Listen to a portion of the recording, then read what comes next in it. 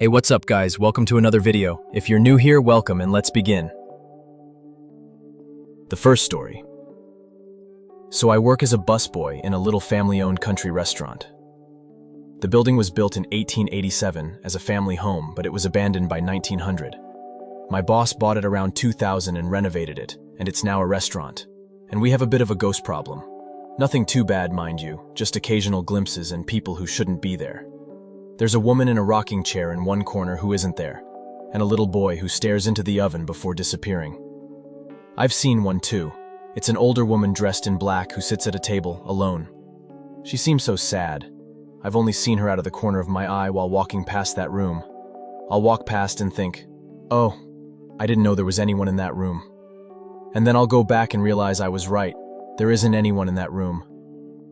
By far the weirdest incident, though, was this. One day, maybe a year ago, around 3 p.m., I'm sweeping the floors, and I hear this crashing noise from down the hall. Everyone else hears it too. It sounds like a pile of plates or glass falling over and shattering, but there's nothing. We look through the entire building, and nothing's broken. Nothing fell. About a month ago, a storm came, and a tree fell right through the window in the room I was sweeping in. The same room where the lady in black appears. The second story. I was 9 years old, and I had a dream that I got home from a friend's house, and as I opened the door, out of the corner of my eye, I see a gray rat scamper along the side of my house. So I stand there a second, just watching it. Then I look down, and a rattlesnake was right next to my leg. Of course I panic and step back, but the snake strikes and bites my leg. I scream and roll around and my leg burns. Even in the dream it burned. My father comes out and sees me on the ground, and I tell him I was bit by a rattlesnake. He rushes me to the hospital.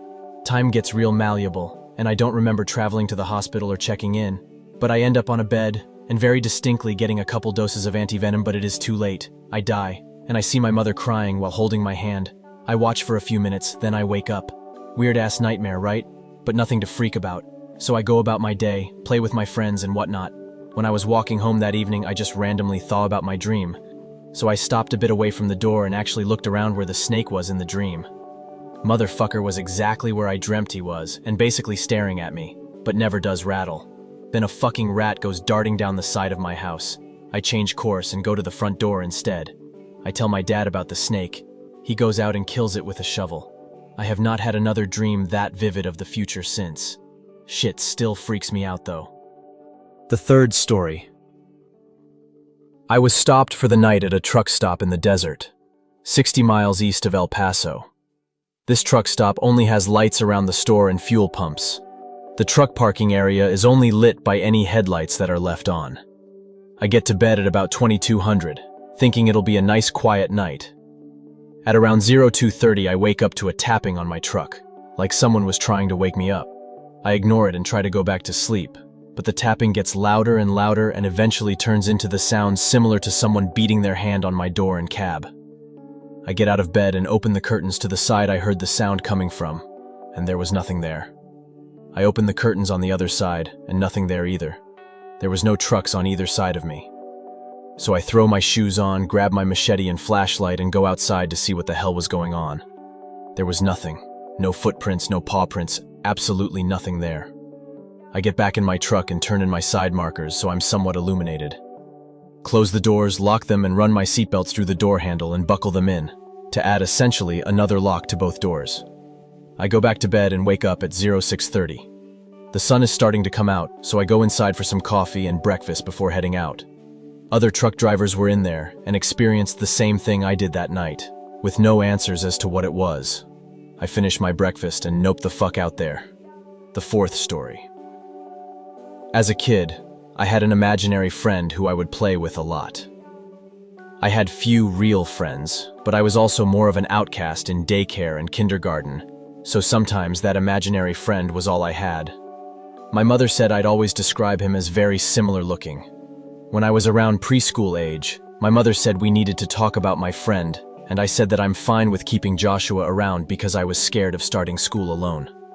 Her face just froze in shock, and she never brought it up again.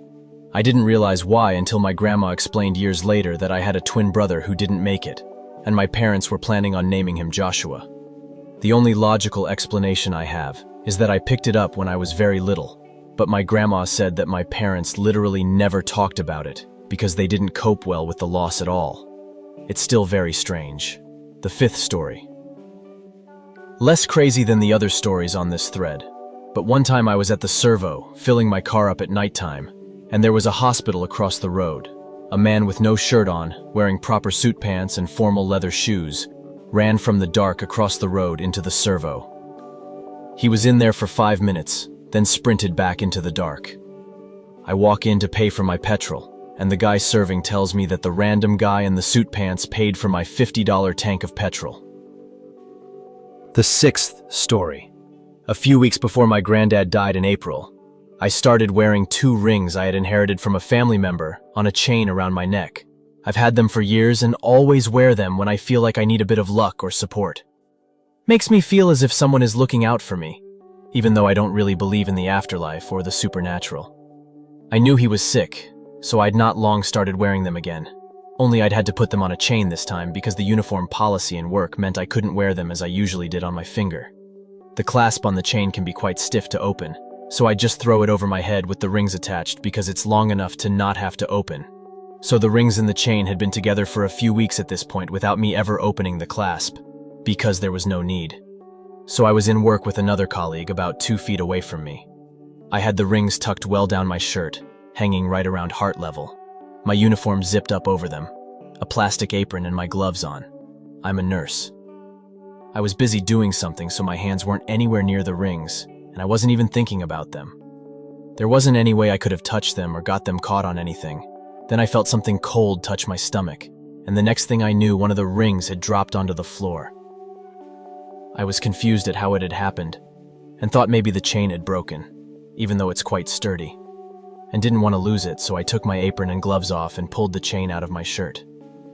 The chain was intact and still clasped tightly together, and the other ring was still on it, so somehow one ring had come cleanly off the chain without the other one falling off, and with the chain still clasped together. My colleague was just staring at me like, what the fuck? And I'm not really a believer in the supernatural, like I said, so I just cracked a joke saying, I hope that wasn't a sign or someone trying to tell me something, and laughed it off. Not 5 minutes later, I got the call to say my granddad had deteriorated and I needed to come home. I left work that day to care for him, and 2 weeks later, he died. I know there's got to be an explanation for it, but part of me doesn't want to know it because the mystery makes me feel like maybe I was actually being looked out for. I wear the rings on my finger now because I can't shake the feeling that there was something more to that little mystery than the logical side of my brain wants to believe. And fuck the uniform policy. If anyone calls me out on it, I'll tell them a ghost told me to wear them. The seventh story. Recently, I was on the couch watching something and I heard a crash from my washer and dryer room. My cat also shot up and looked in the direction of the door. It sounded like a broom fell over, or maybe one of the plastic tubs. Freaked me out as I already don't really like that room in the first place. Plus, it was very late at night, and I live alone. Also because of the pull-string door that leads to the creepy-ass attic. Decided I was not going to be like every idiot in a horror movie, and investigate what the noise was. I literally sat there on my couch for hours. The next day, I decided I had enough courage to take a peek, and literally saw nothing touched. Both brooms were still propped up against the wall. All the plastic tubs were sitting perfectly. I have no idea what that noise was, and I don't really care to find out. The eighth story. 10 years ago, my mother had a pretty bad stroke and was unconscious on life support. I was told that she might not survive past the first 24-48 hours. Her mother, my grandmother, was in a special nursing home as she had late stages of Alzheimer's and had not recognized myself or my mother for the past 2 years. While my mother was in ICU, I had gone to the nursing home to bring her to the hospital, as I thought that even though she would not understand or recognize my mom anymore, that as her mother, she should still have the right to possibly say goodbye to her daughter. The entire car ride and right up the moment we were outside her door at the hospital, my grandmother had probably asked 20 times where she was. Who was I? Where am I taking her?